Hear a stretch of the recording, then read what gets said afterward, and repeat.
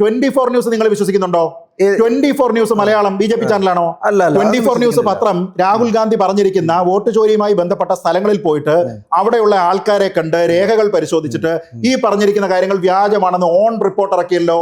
നിങ്ങൾ കണ്ടോ? ഞാൻ കണ്ടില്ല. നിങ്ങൾ കാണാത്തോണ്ടാണ് നിങ്ങൾ വിലക്കെടുത്തെന്ന് പറയുന്നത്. ശ്രീകണ്ഠൻ നായരെ BJP വിലക്കെടുത്തോ?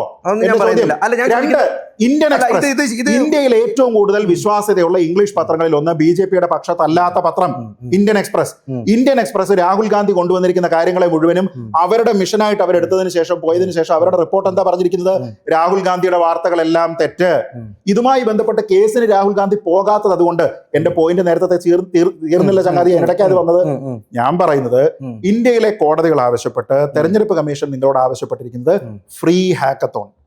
നിങ്ങൾ ഇവിടെ ഞങ്ങൾ പോളിംഗ് ബൂത്തുമായി ബന്ധപ്പെട്ട സാഹചര്യം ഇവിടെ റെപ്ലിക്കേറ്റ് ചെയ്യുന്നു, നിങ്ങൾ വന്ന് ഇത് ഹാക്ക് ചെയ്തിട്ട് പോകൂ എന്ന് പറഞ്ഞു.